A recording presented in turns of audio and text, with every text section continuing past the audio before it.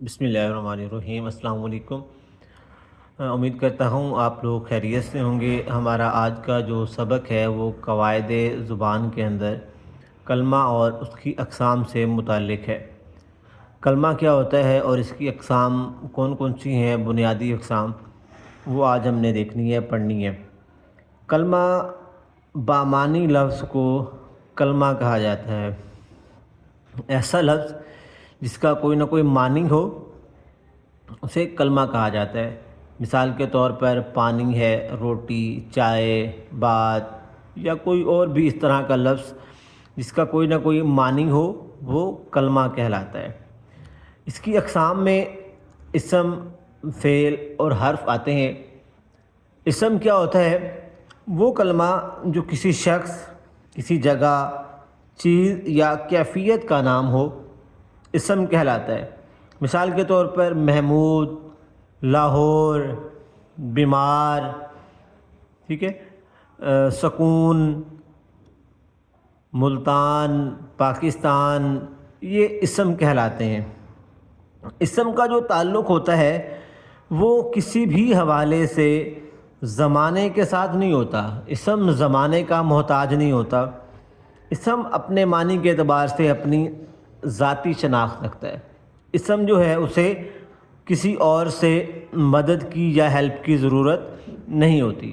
مطلب اگر آپ نے نام لیا محمود، کوئی آپ سے یہ نہیں پوچھے گا محمود ماضی ہے، مستقبل ہے یا حال ہے، یہ کیا ہے، اس طرح کا سوال آپ سے نہیں کیا جائے گا، ٹھیک ہے۔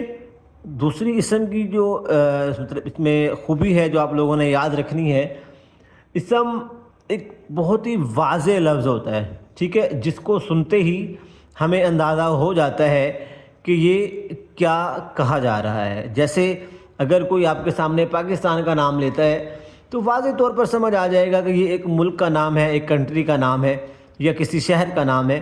ہمیں اس کے متعلق مزید سوال کرنے کی ضرورت نہیں پیش آئے گی۔ کلمہ کی دوسری قسم ہمارے پاس فعل ہے۔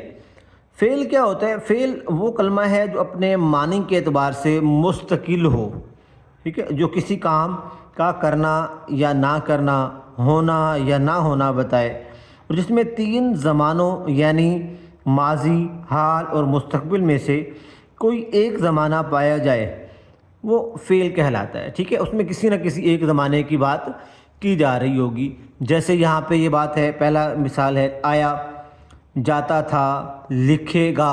اب اس میں کسی نہ کسی زمانے کی ضرور بات کی جا رہی ہے، ٹھیک ہے۔ فعل جب بھی ڈسکس کیا جائے گا، فعل کے متعلق جب بھی گفتگو کی جائے گی، جب بھی بات کی جائے گی، تو اس کے اندر ماضی، حال، مستقبل یعنی زمانے کا ضرور ذکر ہوگا، زمانے میں ہی بات ہوگی۔ مثال کے طور پر اگر کوئی آپ سے کہتا ہے کھانا کھایا، تو کہ کھانا کھایا، اب اس سے ہمیں واضح ہو رہا ہے کہ وہ کسی نہ کسی زمانے میں بات کر رہا ہے، کسی نہ کسی زمانے کی بات کر رہا ہے، تو یہ زمانے سے خالی نہیں ہوتی اسم کی جو یہ فعل جو ہے۔ اس کے بعد کلمہ کی آگے جو قسم آتی ہے حرف۔ حرف کیا ہوتا ہے؟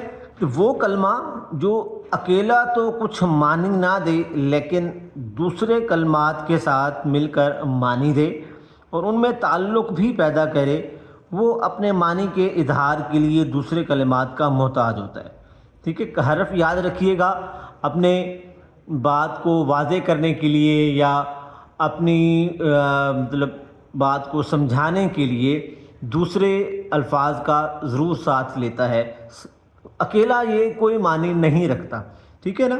جیسے یہاں پہ ایک مثال میں نے لکھی ہے، میں گھر سے مسجد تک گیا۔ اب اس کے اندر دو حروف استعمال ہو رہے ہیں، ایک ہے سے اور دوسرا ہے تک۔ اگر سے ہم اکیلا کسی جگہ پر لکھیں گے تو اس سے کسی کو کوئی بات سمجھ نہیں آئے گی بھی سے کیا ہوتا ہے۔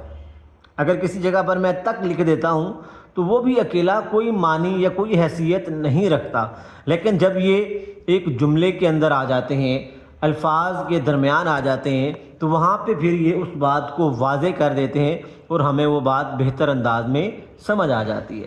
امید ہے کہ آپ لوگ آج کے اس سبق سے جو ہے وہ ضرور فائدہ اٹھائیں گے۔ اگر کسی کو کوئی کنفیوژن ہو، کوئی مسئلہ ہو تو آپ لوگ مجھ سے ضرور ڈسکس کیجئے گا۔